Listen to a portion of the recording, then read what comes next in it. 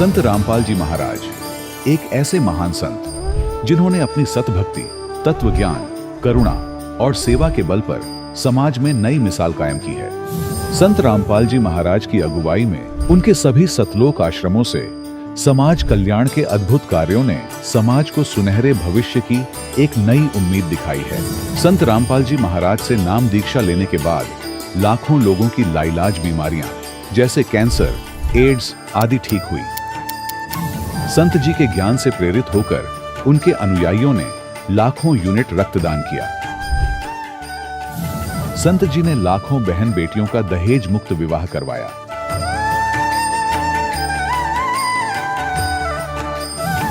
संत जी ने लाखों लोगों का नशा छुड़वाया, करोड़ों उजड़े परिवार बसे। संत जी के आश्रमों में समागम के दौरान निःशुल्क नेत्र चिकित्सा, दंत चिकित्सा प्रदान की जाती है। संत रामपाल जी महाराज द्वारा समय समय पर पर्यावरण संरक्षण के उद्देश्य से बड़े स्तर पर वृक्षारोपण किया जाता है। संत जी ने जरूरतमंदों को तत्काल राहत पहुंचाने के लिए एम्बुलेंस सेवा शुरू की। संत जी अपने अनुयायियों को देहदान के लिए प्रेरित करते हैं, जिससे मानवता की सेवा और चिकित्सा क्षेत्र में सुधार हो सके। संत रामपाल जी महाराज के सभी आश्रमों में हर रोज निःशुल्क भंडारा आयोजित किया जाता है, जहां हर वर्ग, हर जाति और हर धर्म के लोग एक साथ बैठकर भोजन करते हैं।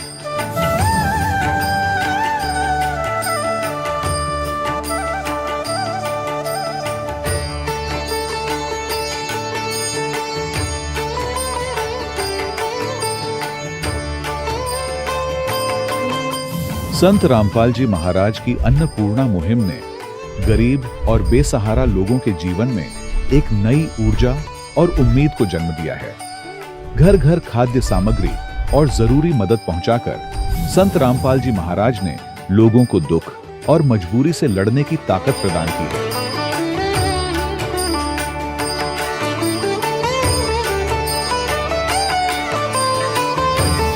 संत रामपाल जी महाराज द्वारा गरीब लोगों के लिए घर बनवाने का अद्भुत कार्य एक ऐसी मिसाल कायम कर रहा है जो सदियों सदियों संत जी की उदारता और दया भावना के तौर पर जाना जाएगा।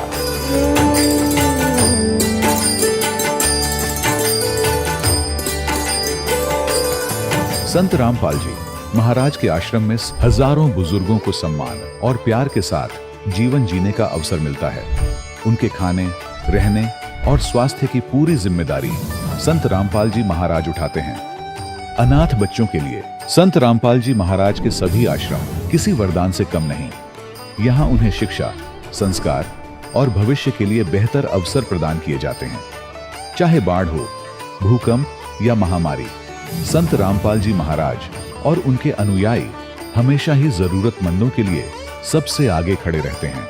कोविड महामारी के दौरान संत रामपाल जी महाराज के आश्रमों से करोड़ों लोगों के लिए भोजन, दवाइयां और जीवन रक्षक सामग्रियां उपलब्ध कराई गई। चाहे गरीब की मदद हो या किसी शोषित और पीड़ित वर्ग के हक और सम्मान की लड़ाई, संत रामपाल जी महाराज ने हमेशा ही उनकी दबी आवाज को सरकारों तक पहुंचाया है और उन्हें उचित न्याय दिलवाने में अहम भूमिका अदा की है। समाज में आध्यात्मिक और सामाजिक मूल्यों के प्रति जागरूकता लाने में संत रामपाल जी महाराज हर कदम पर मानवता के सच्चे सेवक साबित हुए हैं।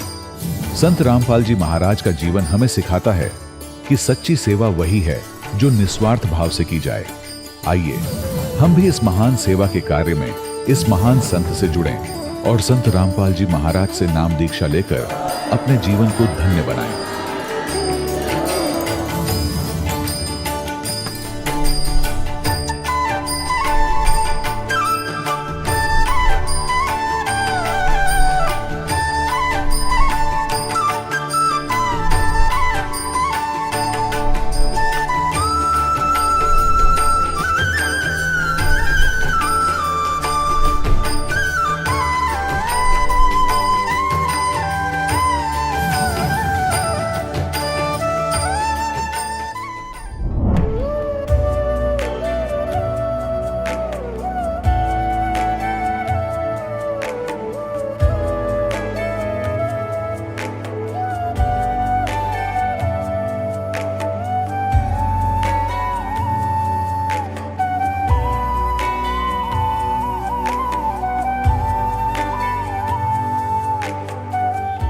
पवित्र श्रीमद् भागवत गीता, पवित्र चारों वेद, पवित्र कुरान शरीफ, पवित्र बाइबल, पवित्र गुरु ग्रंथ साहिब, पवित्र कबीर साहिब की वाणी में छुपे हुए गूढ़ रहस्य अर्थात तत्व को जानने के लिए कृपया अवश्य सुनिए जगत गुरु तत्वदर्शी संत रामपाल जी महाराज के मंगल प्रवचन। सत साहिब दर्शकों, मनुष्य जीवन भर सुख और शांति की तलाश में भटकते रहता है, अनेकों पूजा पद्धतियों को अपनाता है, लेकिन जब उसे मन की शांति नहीं मिलती तो निराश होकर अक्सर नशे जैसी बुरी आदतों में पड़ जाता है। दर्शकों, ऐसी ही कहानी थी छत्तीसगढ़ के रहने वाले बालाराम श्रीवास जी की। बालाराम जी ने सच्ची भक्ति की खोज में वर्षों तक मंदिरों, गुरुद्वारों में माथा टेका और अनेकों तीर्थों की यात्रा भी की तथा अनेकों मंत्रों का जाप किया, लेकिन फिर भी इन्हें ना तो सुख मिला और ना ही मानसिक शांति। धीरे धीरे तनाव और असफलताओं ने बालाराम जी को नशे की ओर धकेल दिया। लेकिन दर्शकों, आज बालाराम जी का कहना है कि जब से मैंने संत रामपाल जी महाराज से नाम दीक्षा ली है, तब से मेरी जिंदगी पूर्णतः बदल गई है और आज मैं पूर्ण रूप से नशे से मुक्त हूं। दर्शकों, जिस नशे को छुड़वाने के लिए सरकार नशा मुक्ति केंद्र खोलती है, तमाम संस्थाएं प्रयास करती हैं, लेकिन फिर भी लाखों लोग इन बुरी आदतों को छोड़ नहीं पाते। उन्हीं नशे की बुरी आदतों को संत रामपाल जी महाराज केवल अपने ज्ञान और आशीर्वाद से कैसे छुड़वा रहे हैं? आखिर इसके पीछे की सच्चाई क्या है? आइए सुनते हैं बालाराम जी की कहानी उन्हीं की जुबानी। नमस्कार सर। नमस्कार सर, क्या नाम है आपका? बालाराम श्रीवास। बालाराम जी, आप कहाँ से हैं? बिलासपुर छत्तीसगढ़ से। सर, संत रामपाल जी महाराज से नाम दीक्षा आपने कब ली? 23 सितंबर 2014। सर, कृपया हमारे दर्शकों को बताएं कि आपने अभी तक क्या क्या भक्ति साधनाएं की हैं। संसारिक जो घर में पूजा पाठ करते थे माता पिता, उसी का पूजा पाठ करता था मैं। बाकी ऐसे तो कुछ नहीं करता था। नशा पानी बहुत करता था मैं। सर, संत रामपाल जी महाराज जी के शरण में जाने का क्या कारण बना?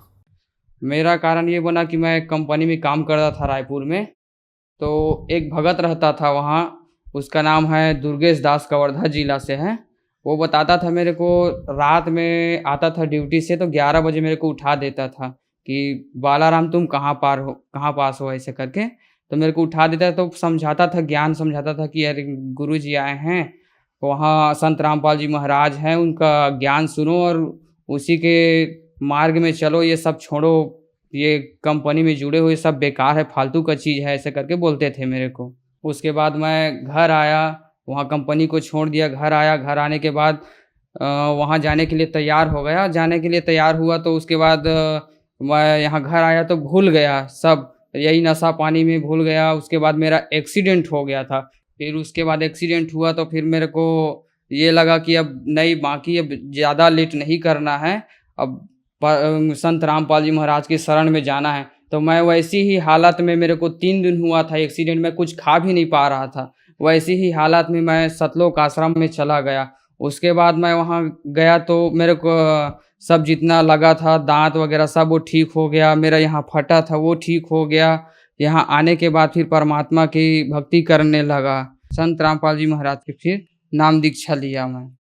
सर, संत रामपाल जी महाराज से नाम दीक्षा लेने के बाद आपको क्या लाभ मिले?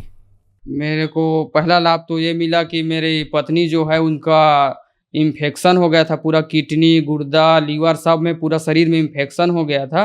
तो 2 हॉस्पिटल, एक पहले तो माखीजा हॉस्पिटल में लेके गया। माखीजा हॉस्पिटल में इलाज चला, वहाँ भी ठीक नहीं कर पाए। डॉक्टर लोग बोले कि अब हम लोग तो कुछ नहीं कर पाएंगे, तो आप दूसरा हॉस्पिटल देख सकते हो। तो मैं फिर घर लेके आ गया अपनी पत्नी को। उसके बाद फिर दूसरा हॉस्पिटल लेके चला गया, एक वहाँ बिलासपुर में मंगला चौक में है एक हॉस्पिटल, वहाँ लेके गया। वहाँ लेके जाने के बाद वहाँ 1 हफ्ता हो गया था। वहाँ कुछ इलाज में ठीक नहीं हो रहा था। इलाज बहुत इलाज किए, लेकिन फिर डॉक्टर लोग वहाँ भी बोल दिए कि भाई हम लोग तो कुछ नहीं कर पाएंगे, अब बाकी अब भगवान की मर्जी है। आप जो भी देवी देवता को आप पूजा करते हो, उसी से आप प्रार्थना करो, वही ठीक कर सकते हैं। तो उस समय तो मैं नाम दीक्षा ले चुका था संत रामपाल जी महाराज से। तो फिर संत रामपाल जी महाराज के बाद मैं प्रार्थना लगाया। प्रार्थना लगाने के बाद मेरी भगत पत्नी को फिर धीरे धीरे फिर आराम होने लगा। तो डॉक्टर लोग बोले कि अब बाकी तो आपकी भगवान ही ठीक कर रहे हैं, हम लोग तो कुछ दवाई वगैरह नहीं चला रहे हैं, सब वही ठीक कर रहे हैं, ऐसे करके बोले। 1 हफ्ता बाद फिर घर लेके आ गया। संत रामपाल जी महाराज की भक्ति करने से ठीक हो गया सब। और उसके बाद ये मेरे को अभी ब्लैक फंगस हो गया था, ये दूसरा लाभ है। ब्लैक फंगस हो गया था, मेरे आँख नहीं दिख रहा था, 2-3 रोज तो ऐसा हो गया था कि एकदम मैं तो अब नहीं जी पाऊंगा, ऐसा हो गया था। फिर एकदम बढ़ने लगा एकदम से। फिर 1 हफ्ता ऐसी बीत गया पूरा, तो मेरा आँख एकदम से बंद हो गया था पूरा, कुछ दिखाई नहीं दे रहा था सामने में, आँख एकदम खराब हो गया था। डॉक्टर लोग को दिखाता तो डॉक्टर लोग भी दवाई देते थे, उसमें भी आराम नहीं होता था। फिर संत रामपाल जी महाराज के बाद प्रार्थना लगाया, प्रार्थना लगाने के बाद सब 15 दिन में सब पूरा ठीक हो गया। नशा भी बहुत करता था मैं, बहुत नशा करता था, सरपंच वगैरह के साथ में रहता था, रात भर नहीं आता था, 12 बजे 2 बजे रात तक शराब पीता था उन लोग के साथ में। वो भी मेरा नशा सब छूट गया। सिगरेट पीता था, शराब पीता था, मांस भी बहुत खाता था, मांस उन लोग के साथ में, शराब भी बहुत पीता था। ये सब मेरे संत रामपाल जी महाराज की शरण में आने से सब ठीक हो गया। सर, आपने हमारे टीवी चैनल्स पर अपने अनुभव बताए, अपने लाभ बताए जो आपको संत रामपाल जी महाराज से नाम दीक्षा लेने के बाद मिले। तो जो दर्शक आज आपको टीवी पर देख रहे हैं और वो भी इन सब परेशानियों से ग्रस्त हैं, तो वो संत रामपाल जी महाराज से नाम दीक्षा कैसे ले सकती हैं? संत रामपाल जी महाराज से नाम दीक्षा लेने के लिए तो ऐसे तो बहुत सारे चैनल में आ रहे हैं। उसके नीचे एक पट्टी चलती है, उसमें जो नंबर आता है उसमें आप फ़ोन कर सकते हैं। उसके द्वारा आप जहां भी नज़दीकी नामदान केंद्र है वहां से आप नाम दीक्षा ले सकते हैं संत रामपाल जी महाराज से। धन्यवाद जी। नमस्कार दर्शकों, अभी आपने सुने संत रामपाल जी महाराज से दीक्षा प्राप्त करके सुखी हुए भक्त के अनुभव। अब देखिए जगत गुरु तत्वदर्शी संत रामपाल जी महाराज के मंगल प्रवचन। परमात्मा कहते हैं मेरा पंथ पूछता है तो मैं परमेश्वर के पंथ को बता रहा हूं, उसके मार्ग को बताने के लिए आया हूं, उसके पाने की विधि बताने आया हूं। वो तो स्वयं ही थे। अब जैसे श्रीमद् भगवद गीता अध्याय नंबर 15 के श्लोक नंबर 1 से 4 और 16-17 में तकरीबन सृष्टि रचना का कंसेप्ट क्लियर हो जाता है। जैसे आपको अभी दिखाया था, उल्टा लटका हुआ संसार रूपी वृक्ष, ऊर्ध्व मूलम अधः शाखम अश्वत्थम प्राहु अवम छंदासी यस्य प्रणानी ये तम वेद स वेदवित। उल्टा लटका हुआ संसार रूपी वृक्ष है, ऊपर को जड़ है, नीचे को तीनों गुण रूपी शाखा है और पत्ता आदि इसके संसार है। पत्ते ही जो जीव जंतु समझो। तो इसको जो जानता वो तत्वदर्शी संत है, इसके सारे भाग विभाग जानता है। फिर बताया है कि 15वें अध्याय के 16-17 में 3 पुरुष बताए, एक सरपुरुष एक अक्षर पुरुष। सरपुरुष तो ये ईश कहो, सरपुरुष कहो, ईश कहो। अक्षर पुरुष आपको बता दिया वो तना है और सरपुरुष उसकी डार है। तो अक्षर पुरुष कहो या ईश्वर कहो, ईश ईश्वर। और तीसरे नंबर का 8वें अध्याय के प्रथम श्लोक में अर्जुन ने पूछा कि आप जी ने 7वें अध्याय के 29वें श्लोक में जिस तत्ब्रह्म की जानकारी दी है कि उसको जानने के बाद प्राणी केवल जरा और मरण से छूटने का ही प्रयत्न करता है, इस संसार की किसी वस्तु की डिमांड नहीं करता। तो 8वें अध्याय के प्रथम मंत्र में अर्जुन ने पूछा किम तत्ब्रह्म, वो तत्ब्रह्म क्या है। 8वें अध्याय के तीसरे श्लोक में गीता ज्ञानदाता कहता है वो परम अक्षर ब्रह्म है। तो गीता अध्याय नंबर 15 के श्लोक नंबर 1 से 4 में सभी विभाग बताए हैं और 16-17 में बताया है कि 3 पुरुष हैं। एक सरपुरुष, सरपुरुष को ईश कहते हैं, ये केवल 21 ब्रह्मांड का स्वामी है, प्रभु है, मालिक है। और दूसरे को अक्षर पुरुष को ईश्वर कहते हैं, ईश्वर यानी ईश से श्रेष्ठ, इस ब्रह्म से नेक्स्ट पर ब्रह्म, अक्षर ब्रह्म भी कहते हैं इसको। और तीसरे नंबर का जो परम अक्षर ब्रह्म है उसको परमेश्वर कहते हैं। ईश ईश्वर यानी इस ईश से श्रेष्ठ और परमेश्वर उस ईश्वर से भी श्रेष्ठ, परम श्रेष्ठ, ईश्वर से भी परम यानी परमेश्वर, वो तीसरे नंबर का यानी ओवरऑल कंट्रोलर। तो परमात्मा अपने को छुपाकर अपनी महिमा आप ही बता रहे हैं कि जाति हमारी जगत गुरु और परमेश्वर है पंथ। दास गरीब लिखत पढ़ो मेरा नाम निरंजन कंत। अब रामानंद जी घने दुखी हो गए इस बात ते अज्ञानता के कारण के छोटा सा बालक धानक का, एक जुल्हाई का बालक और अपने आप को भगवान बताता है, तो गुस्से आकर गालियां मंड गए, गालियां लगे देने। रे बालक सुन दुर्बुद्धि घटमट तन आकारे, दास गरीब दर्द लगा जब हो बोले सृजनहारे। मालिक ने अपने आप को मालिक कह दिया, सृजनहार कह दिया, तो रामानंद जी के कहते दर्द लगा, दुख हुआ उस बात का। और क्या बोले, अरे बालक सुन दुर्बुद्धि, ए मंदबुद्धि के व्यक्ति, तेरा घटमट तन आकार। अब देखो हमारी बुद्धि कितनी कमजोर थी। ये दास विष्णु जी का उपासक था, श्री कृष्ण और श्री राम हमारे पक्के भगवान थे, और भगवान शंकर भी आदरणीय थे। हम तो सभी को ऐसे मानते, लेकिन विशेष रूप से हम विष्णु के उपासक थे, श्री कृष्ण जी के। और ऐसे ही अन्य भी हमारे साथी होते थे। तो जब कभी डिस्कस करते थे, कोई पूछता था कि समाधि लगाता है, मैंने किसी संत ने बताया मैं समाधि लगाता हूं, और भगवान आपने देखा? अके नहीं, भगवान तो निराकार है, वो दिखाई थोड़ा ही देता है, वो तो निराकार है, केवल प्रकाश दिखता है। कुछ तो सुनी सुनाई के और एक आध दिन दिख भी जाता होगा, तो प्रकाश भगवान नहीं है, वो तो भगवान का प्रकाश है। तो कहने का भाव ये है, यहां रामानंद जी भी उसी दुर्बुद्धि से ग्रस्त था। वो कह रहा है कि तू अपने आप को भगवान कहता है, भगवान दिखाई थोड़ा देता, वो तो निराकार है, उसका तन शरीर थोड़ा ही है। ये सांग ऐसी बिरानमाटी हो रही थी, ऐसी दुर्बुद्धि थी हमारी ज्ञान की। अब वही रामानंद जी बोल रहा है उसी सत्र का, वही ज्ञान आम आदमी को हमें होता था ऐसा ही। तो क्या कहते हैं, रे बालक सुन दुर्बुद्धि घटमट तन आकारे, गरीब दास दर्द लगा हो बोले सृजनहार। ए दुर्बुद्धि बालक, तेरा शरीर दिखाई देता है, तेरा आकार है, तो अपने आप को भगवान कहता है। तो गरीबदास जी कहते हैं रामानंद जी का इस बात का घना दुख हुआ, भगवान ने अपने आप को भगवान कह दिया।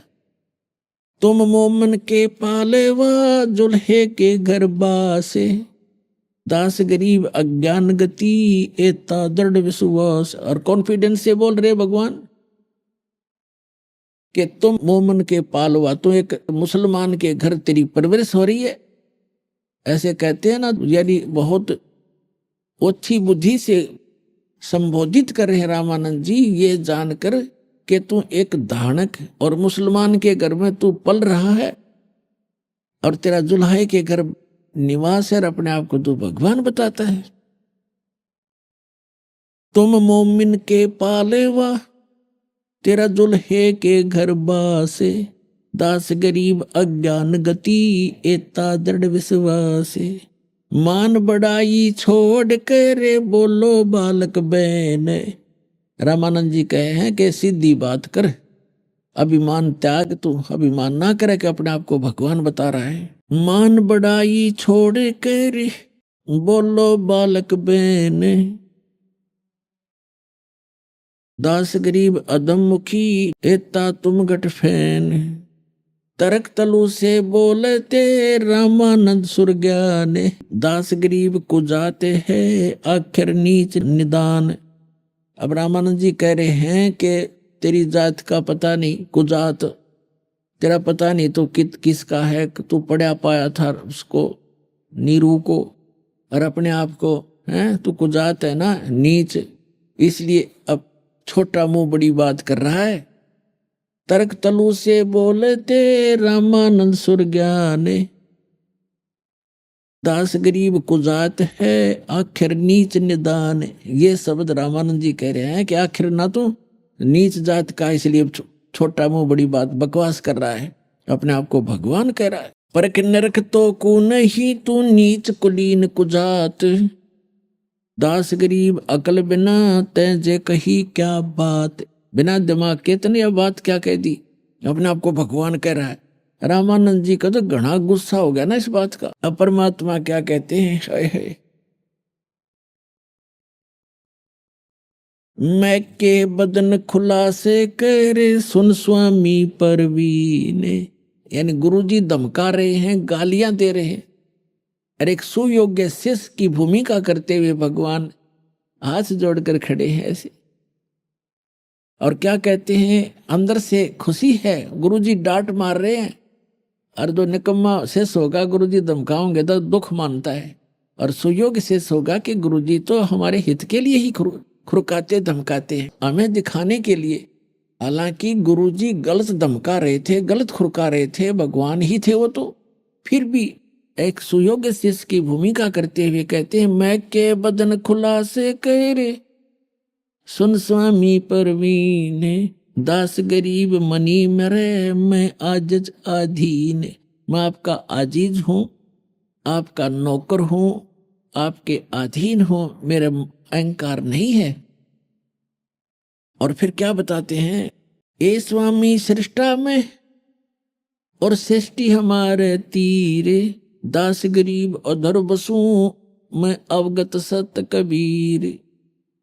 मैं अवगत गत से पहरे इन चार वेद से दूर, दास गरीब दसों दशा में सकल सिंध भरपूर। सकल सिंध भरपूर हूँ खालिक हमारा नाम, दास गरीब अजात हूँ तै जो कहा बलि जाऊं। परमात्मा कहते हैं कि मैं सारी सृष्टि के रचने वाला हूं, एक 5 वर्ष का बालक, और ऐसे हाथ जोड़े खड़ा है बाहर पर्दे से बाहर, और कह रहा है कि ए स्वामी, हे मालिक, मैं सृष्टा हूं, सारी सृष्टि के रचने वाला, और ये सृष्टि हमारे तीर, और मैं ऊपर रहता हूं अवगत सत कबीर। फिर कहते हैं सकल सिंध भरपूर हूं, और खालिक मेरा नाम, और दास गरीब अजात हूं, मेरा जात पात नहीं है दाता। फिर भी आपने जो कहा, मुझे कुजात कहा, नीच कहा, तो मैं बलि जाऊं आपके ऊपर। आपने जो कहा मुझे आपने ऐसा ही जाना होगा, मैं ऐसा ही होऊंगा। लेकिन मैं जो कह रहा हूं वह सत्य है कि मैं सारी सृष्टि का रचने वाला हूं। एक 5 वर्ष का बालक, और ये बातें कहो भी धानक का जो लाहे का 600 वर्ष पहले, तो पुण्यात्मा बुद्धि सुलभ कर जा आदमी की कि भगवान हो सकता है। और कबीर साहब को आज कोई भगवान मान कर राजी नहीं, और वो भगवान है। हमारे ना मानने से कौन सा वो भगवान नहीं रहेंगे। एक लाल कोई किसी को पहचान नहीं है, हर कोई ये कि ये करोड़ रुपए का है एक छोटा सा कंचा, और कोई नौकर मैं तो नहीं मानता। उसके ना मानने से लाल की कीमत नहीं समाप्त होगी, लेकिन वो उसके व्यवहार में नहीं है, उसको उसका जानकारी नहीं है, तो उसकी अपनी ही अज्ञानता का ये परिणाम है। फिर क्या बताते हैं, सुन रामानंद राम हम मैं बावन नरसिंह, दास गरीब सर्व कला में व्यापक सर्वंग। हम मौला सब मूलक में मुल्क हमारे माही, दास गरीब दयाल हम सम दूसर नाही। हमसे ही पानी पवन और हमसे धरणी आकाश, दास गरीब तत्व 5 में हम ही शब्द निवास। अपने आत्मा देखिएगा, ये है सूक्ष्म वेद, और इस सूक्ष्म वेद को समझने के लिए परमात्मा की दी हुई वो विशेष विलक्षण बुद्धि चाहिए। अब यहाँ क्या बताते हैं परमात्मा कि मैं सब में व्यापक हूँ। कैसे हूँ कि जैसे 5 तत्वों के अंदर जो आकाश का गुण है वो सब में व्यापक है। 5 गुण हैं, शब्द स्पर्श रूप रस गंध, जैसे 5 तत्व हैं, और इनके 5 के 5 ही गुण हैं, जैसे आकाश, वायु, अग्नि, पृथ्वी और जल। ये ऐसे हैं, तरतीब वाइज है। तो यहाँ क्या बताया है कि जैसे आकाश का गुण है शब्द, अब जैसे इस पूरे ब्रह्मांड को परमात्मा ने ऐसे बंद कर रखा आकाश से, यदि ये आकाश से बंद ना कर रखा हो, चारों तरफ से कति बिल्कुल बंद ना कर रखा हो, तो हम एक दूसरे की आवाज नहीं सुन सकते। यहाँ शब्द काम नहीं कर सकता। जैसे किसी स्पीकर का पर्दा फट जाता तो फुसर फुसर करेगा, वो आवाज नहीं रहती। तो उसके बाद जो आकाश का गुण है शब्द, और वायु का गुण है स्पर्श, जैसे हवा लगती है ठंडी और गर्म, और अग्नि का गुण है रूप, जैसे अग्नि बकड़ बकड़ बलती है। और पृथ्वी का गुण है गंध। अब जैसे शब्द जो है आकाश का गुण है, और वायु जब चलती है उसमें सरसर की आवाज आती है, तो वायु के अंदर भी उस शब्द का गुण विद्यमान है, यानी शब्द उसमें कांस्टेंट है, अभिन्न नहीं है। ऐसे अग्नि जलती है तो बकड़ बकड़ की आवाज आती है, तो उसमें शब्द साथ है, शब्द का गुण उसके अंदर साथ है। और पृथ्वी का डला जैसे उठाकर हम पटकते हैं, उसकी आवाज आती है, तो पृथ्वी के साथ है, उसमें भी विद्यमान है वहां पर भी। और वापस जल को ऊपर से डालते हैं, तड़ तड़ की आवाज आती है, तो उसमें भी शब्द साथ है। तो कहने का भाव यह है परमात्मा कबीर साहब का कि मैं ऊपर रहता हूं, लेकिन मेरी शक्ति पूरे ब्रह्मांडों में, जैसे शब्द सब में व्यापक है आकाश का गुण, ऐसे मैं सब में मेरी शक्ति साथ विद्यमान है। और उस मेरी शक्ति से ही सब ब्रह्मांड और सब ये जीव क्रियावान है। परमात्मा ये समझाना चाहते, क्या कहते हैं, हमसे पानी पवन है, हमसे धरणी आकाश है, गरीबदास तत्व पांच में हम ही शब्द निवास।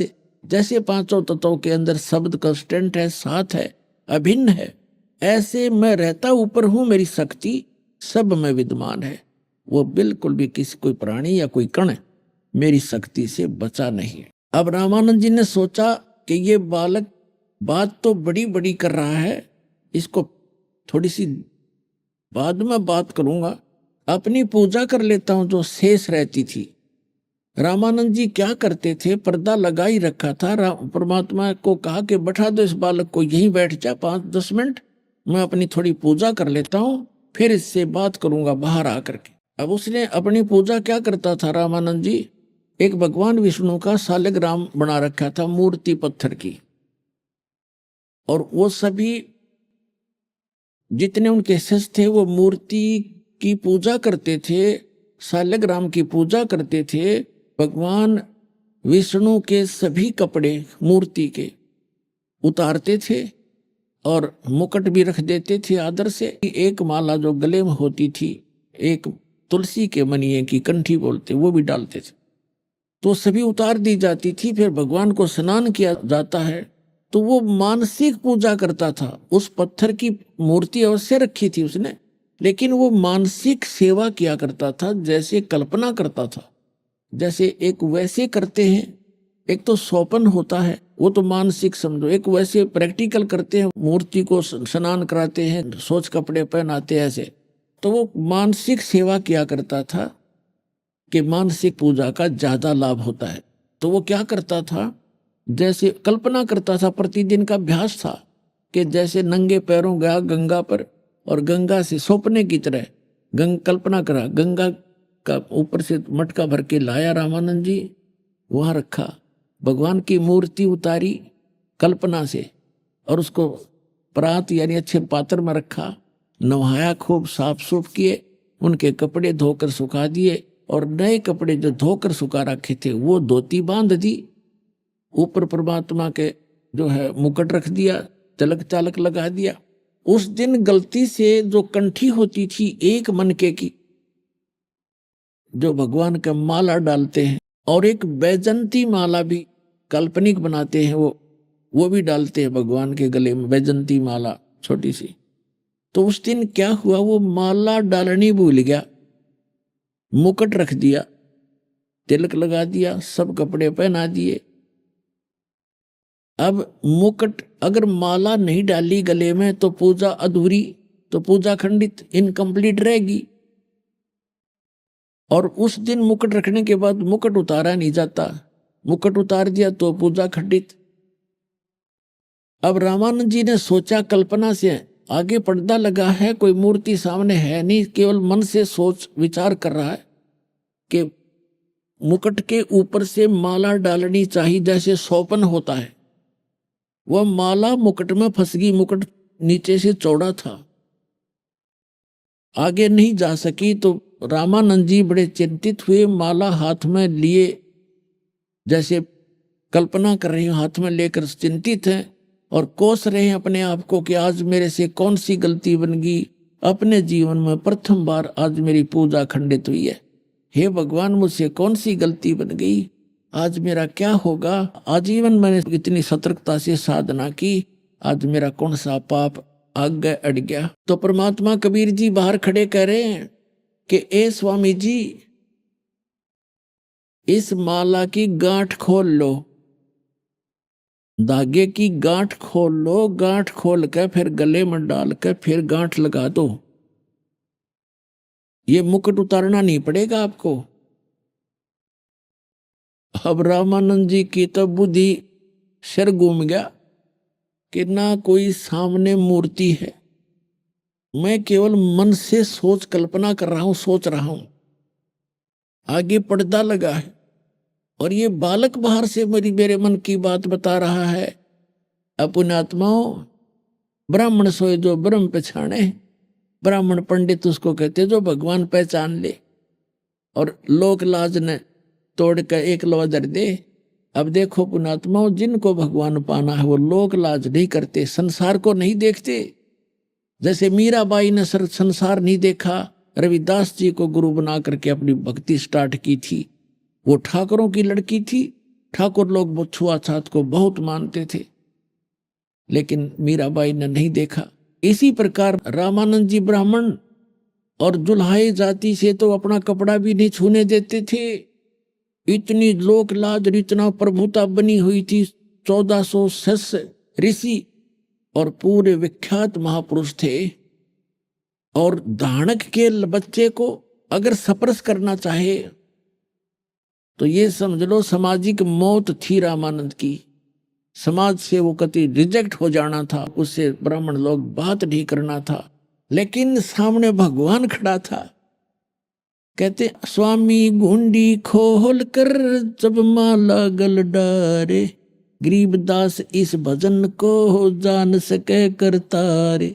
रामानंद जी को परमात्मा ने कहा कि स्वामी जी इस माला के धागे की गुंडी खोल ले और फिर गले में डाल के दोबारा गांठ लगा दे। अब रामानंद जी को जो ही कहा परमात्मा ने, कित की गुंडी खोला था वो, और कित कहाँ माला थी, पर्दा दूर फेंक दिया। इतनी स्पीड से बाहर आया वो 104 वर्ष का वर्द, और सामने खड़े उस 5 वर्ष के धानक जुलाहे के पुत्र को, जिससे वो कपड़ा भी टच करना नहीं पसंद करता था, देखा भगवान खड़ा है। ऐसे मेरी बात को कोई पकड़ नहीं सकता, जान नहीं सकता। और कबीर साहब को सीने से लगा लिया भगवान रामानंद जी ने।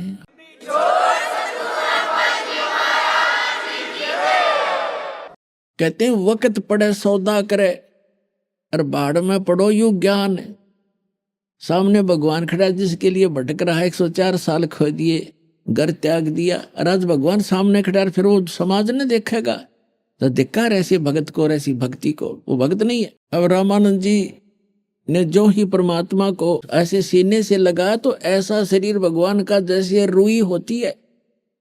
यजुर्वेद अध्याय नंबर 40 के मंत्र नंबर 8 में कहा कि सप्रियागात शुक्रम अकायम एवर्णम ऐसनाविरम कबीर मनीषी। वो परमात्मा कबीर जो यहाँ आते हैं विद्वान रूप में, यानी जगत गुरु रूप में, तत्वदर्शी संत के रूप में, वो परमात्मा वैसे सबसे पहला देहधारी है।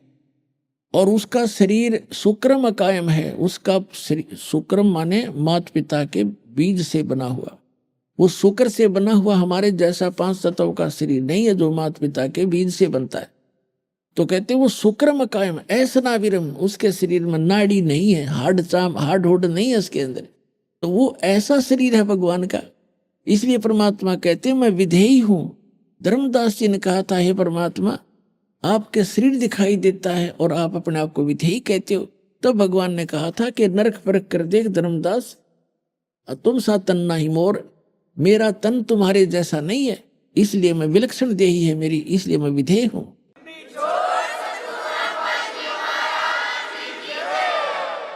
अब जो ही रामानंद जी ने कहा कि ये तो दीक्षा तुम दई ये मान ली मन मोरे, गरीबदास तुम कोमल पुरुष हमरा बदन कठोर।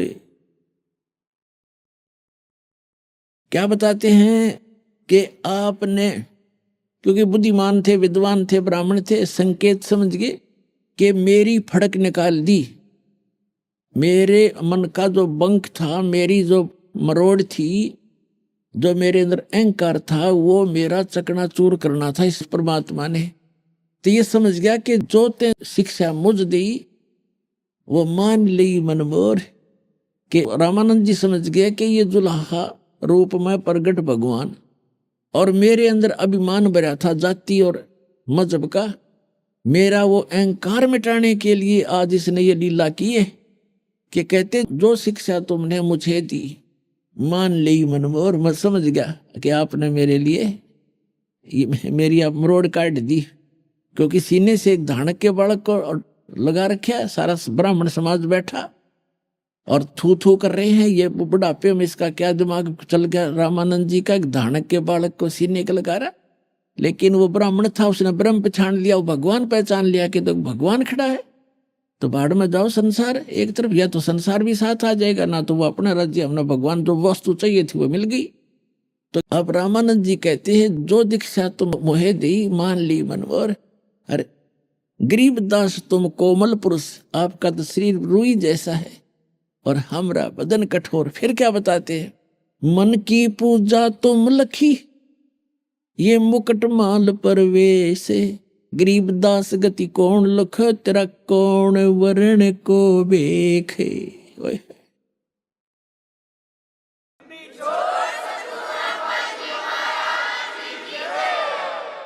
रामानंद जी कह रहे हैं कि भगवान आपने कैसे पहचाने कोई, आप किस तो वेशभूषा में खड़े हो और किस वर्ण में प्रकट हो, जुलाहा वर्ण में, और कैसे खड़े हो आप भगवान, आपको कैसे पहचान सकते हम तुझ बुद्धि जीव। मन की पूजा तुम लखी, ये मुकुट मान परवेश, गरीबदास गति कौन लखे। आपकी गति को, आपकी सतिथि को, आपकी महिमा को और कौन समझे, कौन वर्ण को देखे। किस वेशभूषा में खड़े, हमने भगवान पता नहीं कैसा मान रखा था, हाथ में सुदर्शन चक्कर हो या तीर ले रखा हो या गदा गुदा धर रखी है, और आपको तो आप भगवान खड़े। अपना आत्मा ये भूल हमारे वर्षों से पड़ी हुई है, युगों से। अब ये भूल इसी समय में मिटनी है, अगर किसी की मिट जाता है, और अभी मोक्ष होना है। ये इस कलयुग का ये पीक टाइम है, प्राइम टाइम है। अपना आत्मा समझो भगवान को, सदग्रंथ अपने पास है, ऐसे इंस्ट्रूमेंट आपके पास है और दास आपके पास है, भगवान का भेजा हुआ तत्वदर्शी संत, और complete worship of God, complete भगवान की कंप्लीट वर्शिप दास के पास उपलब्ध है। अब परमात्मा ने क्या कहा, ये काफी वार्ता है लेकिन समय थोड़ा, मैं शॉर्ट करूंगा थोड़ा सा। अब ये सारा कुछ हो गया, वो जितने वहां बैठे थे सिरफिरे उठ कर चले गए, ब्राह्मण जितने नकली थे, असली ब्राह्मण रह गया भगवान के पास। तब रामानंद जी ने नहीं सोचा जान दे ये तो लबड़दा ने, पहले तो मैं ब्राह्मण था और विद्वान था और पूज्य था, आज मुझे भगवान मिल गया, मैं रिजेक्ट हो गया। इन मूर्खों क्या ज्ञान है इनको। जब गुरु में था तो आज भी मैं गुरु हूं, और मैं जिसको पूज रहा हूं इन सब ने उसी को पूजना चाहिए। लेकिन वो तो काल का जाल है, वह सब खिसक गए तो खिसक गए। फिर रामानंद जी की थोड़ी बुद्धि बदल दी, सोचा कि पूरा निर्णय कर लूं। कबीर परमात्मा से पूछा रामानंद जी ने कि आपने झूठ क्यों बोला बच्चा। परमात्मा ने कहा मैंने क्या झूठ बोला स्वामी, कि आप कहते हो कि रामानंद जी यानी मेरे से आपने दीक्षा ली है, मैंने तो आपको कभी दीक्षा दी नहीं। तो परमात्मा ने कहा कि आपको याद होगा एक दिन मैं पंचगंगा घाट की पौड़ियों पर लेटा हुआ था और आप जी नहाने गए थे, स्नान करने, आपकी खड़ाऊ मेरे सिर में लगी थी, आपने सिर पे हाथ रख के कहा था कि राम राम बोल बेटा, राम राम बोल।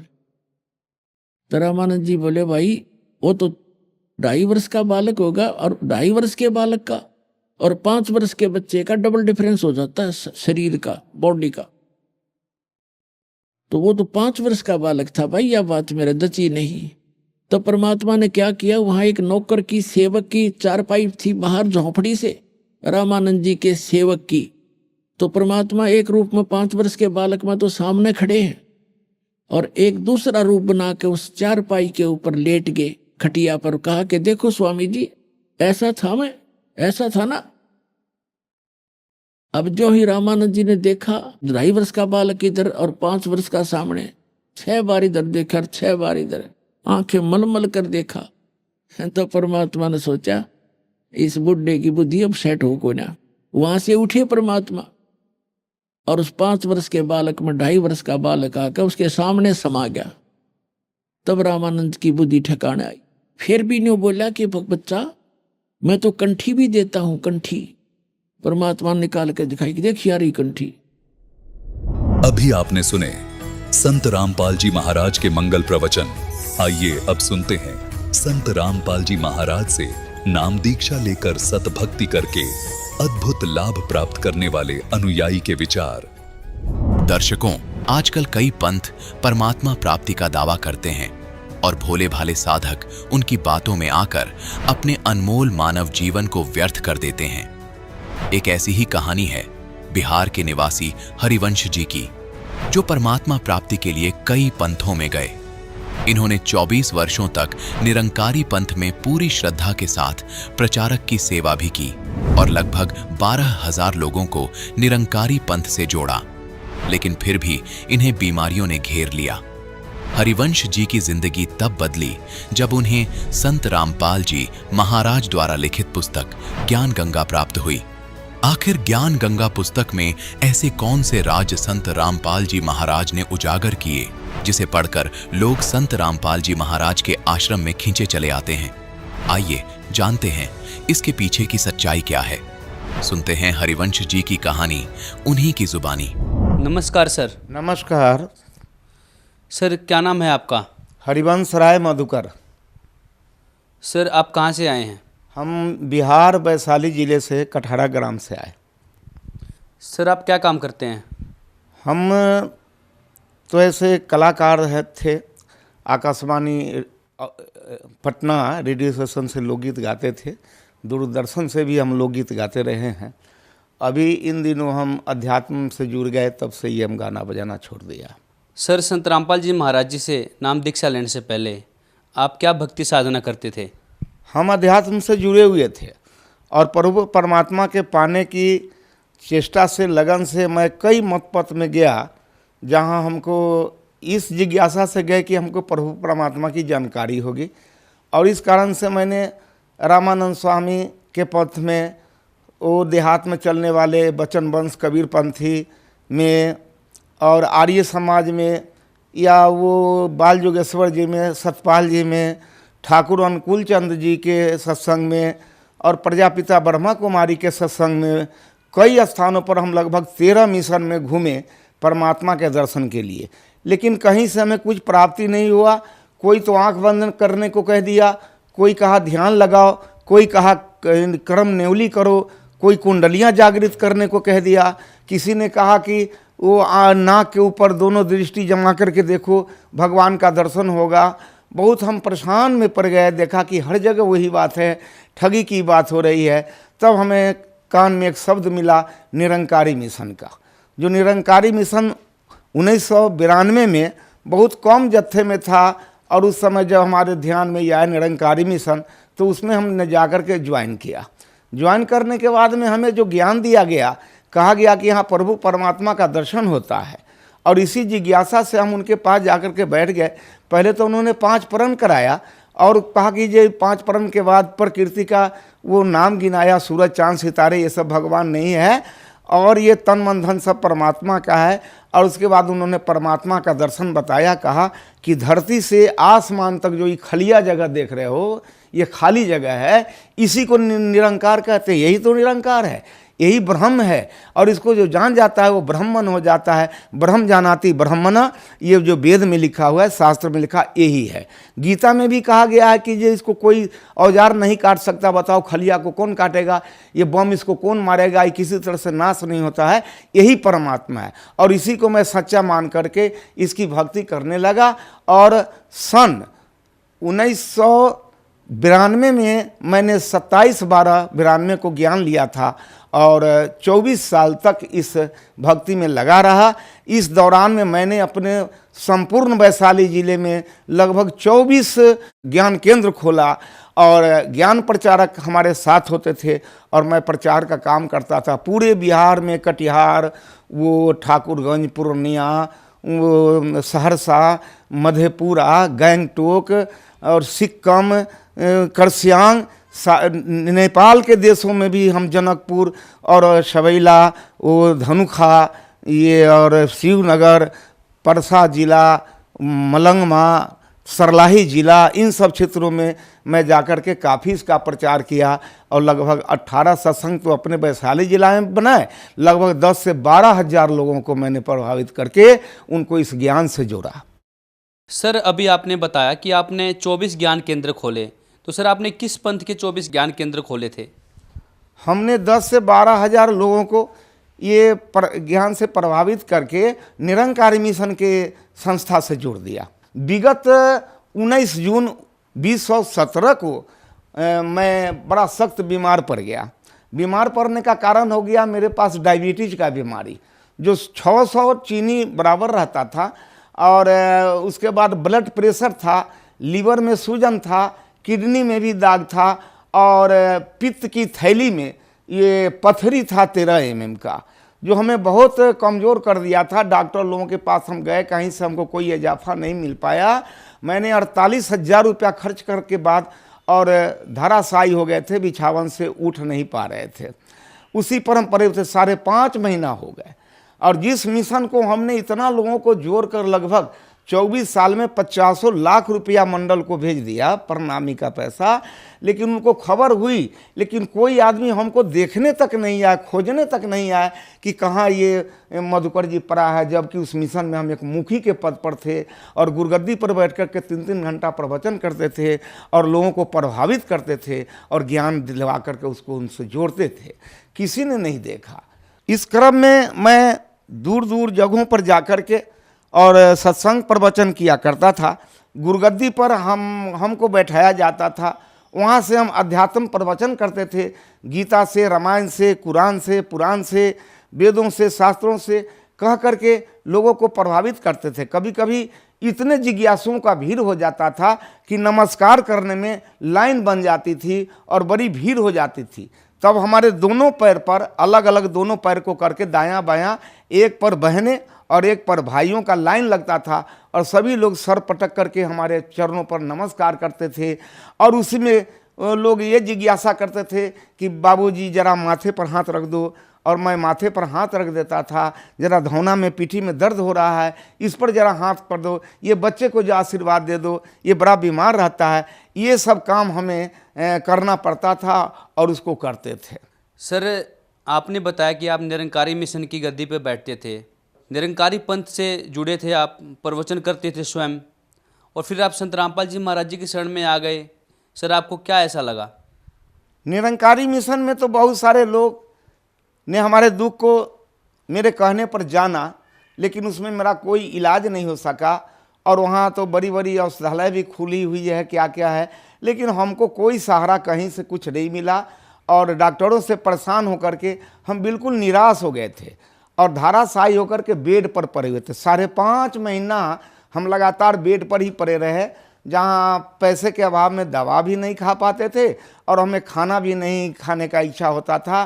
केवल पानी पी के, दूध पी के, एक आध रोटी किसी तरह से खा करके हम पानी पी लेते थे। इसी बीच में हम सोचे कि अब हम नहीं बचेंगे। एक साथी मेरा पंजाब रहता है, वो जब लौट के घर गया तो हमसे भेंट करने गया। जाने के बाद कहा कि आपने कैसी हालत बना ली, बताइए, भगवान का भक्ति करते हैं, ये हालत आपका बन गया है, तो ये कैसे हो गया? हमने कि ऐसे ही हो गया, अब हम क्या करें। तो उन्होंने एक किताब हमको दिया पढ़ने के लिए और वो किताब का नाम था ज्ञान गंगा। ज्ञान गंगा किताब हम पढ़ने के काबिल भी नहीं थे, इतने कमज़ोर हो गए थे।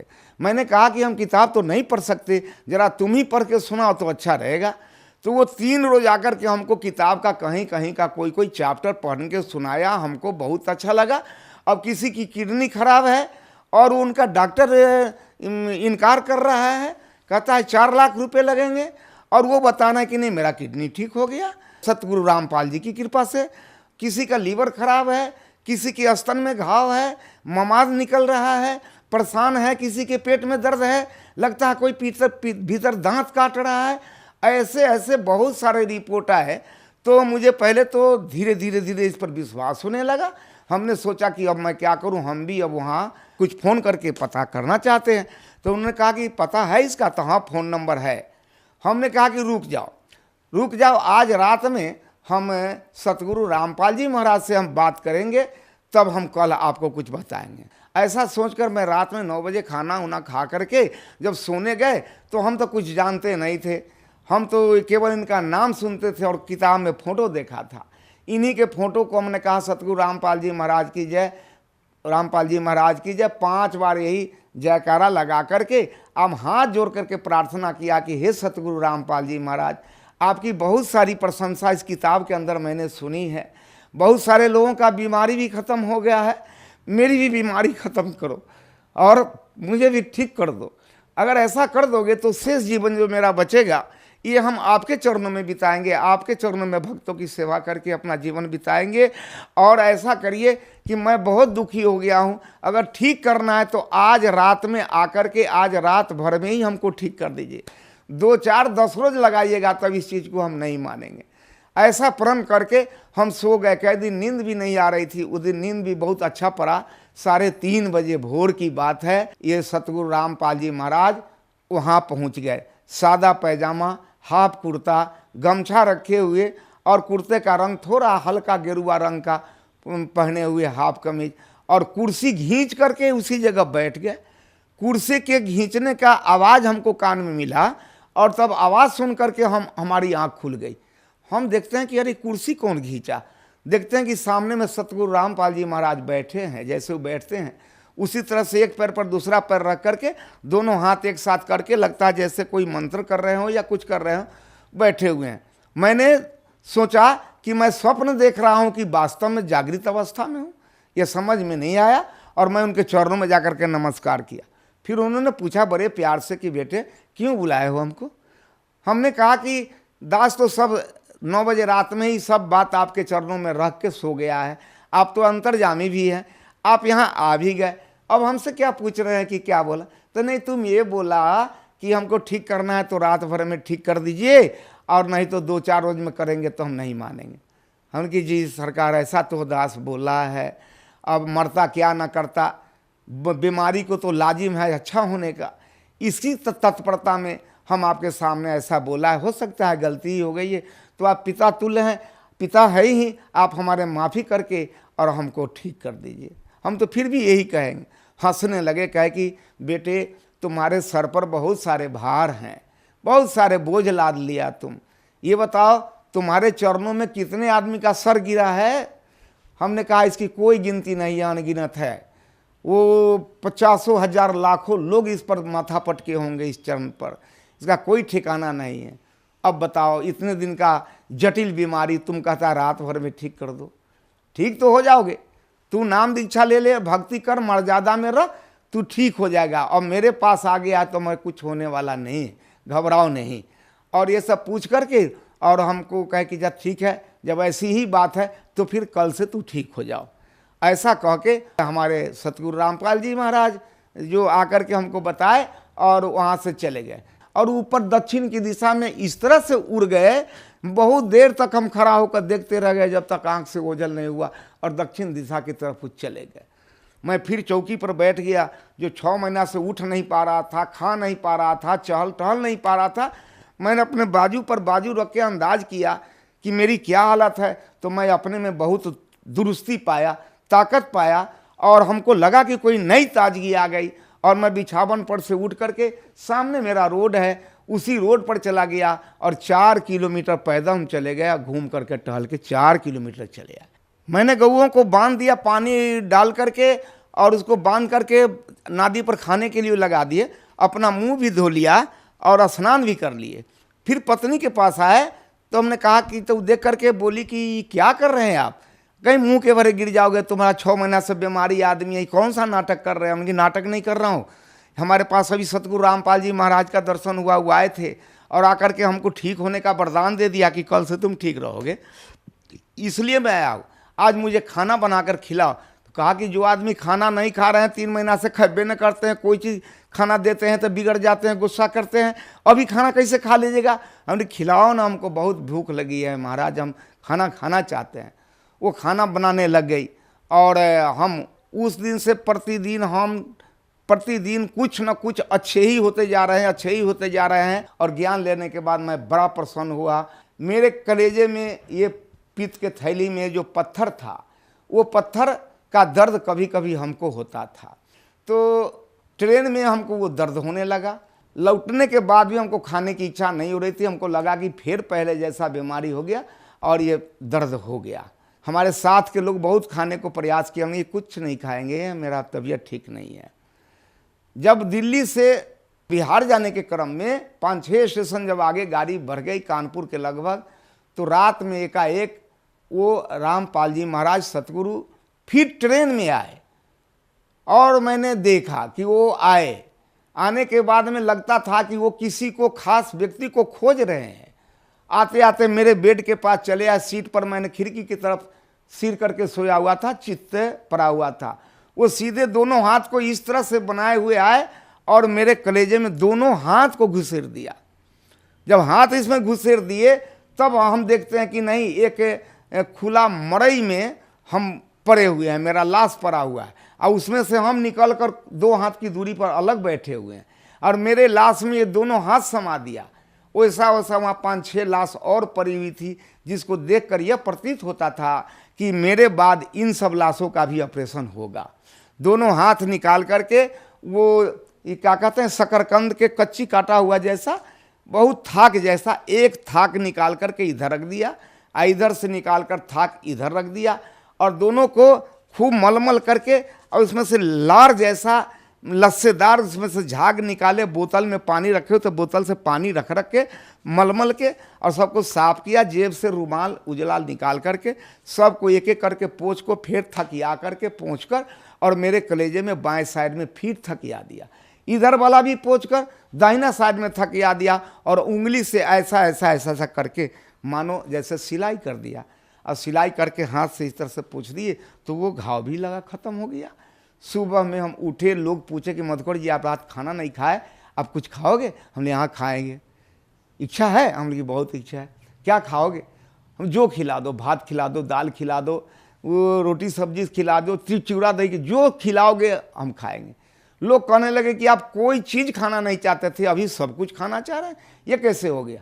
तो हमने कहा कि नहीं, अब जो बीमारी मेरा था ये सतगुरु रामपाल जी की कृपा से ये अब ख़त्म हो गया। सर, संत रामपाल जी महाराज जी से यदि कोई श्रद्धालु नाम दीक्षा लेना चाहे तो कैसे ले सकते हैं? ले सकते हैं। अभी उनके बहुत सारे चैनल चल रहे हैं, जिस चैनल पर इनका प्रोग्राम बराबर होते रहता है, शाम में होता है, दोपहर में होता है, तो आप उस पर ध्यान देंगे तो चैनल चलते हुए वो नीचे में उनका फ़ोन नंबर आता है, जहाँ जहाँ उनका आश्रम, सतलोक आश्रम, और उसका फ़ोन नंबर उस पर नीचे लिखा रहता है। उसी फ़ोन नंबर को आप नोट कर लीजिए और उसी फ़ोन नंबर से आप पूछ लीजिए, आपको बता दिया जाएगा कहाँ एरिया है, किस जगह रहते हैं, आपके नज़दीक में कौन सा नामदान केंद्र नज़दीक पड़ेगा। वहाँ जा कर के आप आसानी से ज्ञान ले सकते हैं, नामदान ले सकते हैं और अपने जीवन को बदल सकते हैं, अपने जीवन को सुहेला कर सकते हैं। आप जिस वासी देश का हैं, अपने देश को आराम से आप जा सकते हैं। आपको पहुँचाने वाला आपको सारथी मिल गया है, आपको पहुंचाने वाला वो सतगुरु रामपाल जी मिल गया है, जो इस आत्मा को अमरलोक पहुंचाता है। बहुत बहुत धन्यवाद सर। धन्यवाद।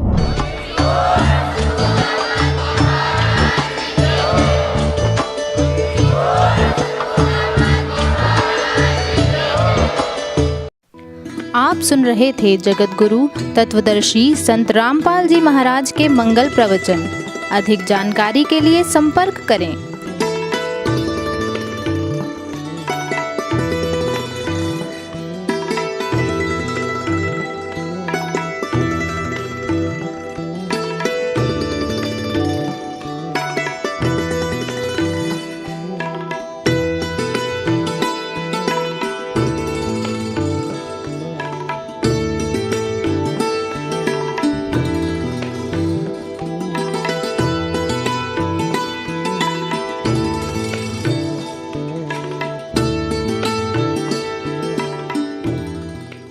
जगत गुरु तत्वदर्शी संत रामपाल जी महाराज जी के पावन सानिध्य में भक्ति की अलख जगाने तथा श्रद्धालुओं को सत्य भक्ति मार्ग का रास्ता दिखाने हेतु कनाडा के लोकप्रिय channel the TV NRI channel पर जगत गुरु तत्वदर्शी संत रामपाल जी महाराज जी के मंगल प्रवचनों का प्रसारण प्रतिदिन सुबह 7:30 बजे से 8:30 बजे तक तथा रात्रि 7:30 बजे से 8:30 बजे तक किया जा रहा है। इस सत्य भक्ति मार्ग को अपनाने के लिए अधिक से अधिक सत्संग प्रसारण देखें। इस सत्संग प्रवचन का सीधा प्रसारण संत रामपाल जी महाराज लाइव सत्संग YouTube चैनल और जगत गुरु संत रामपाल जी महाराज Facebook पेज पर भी देख सकते हैं।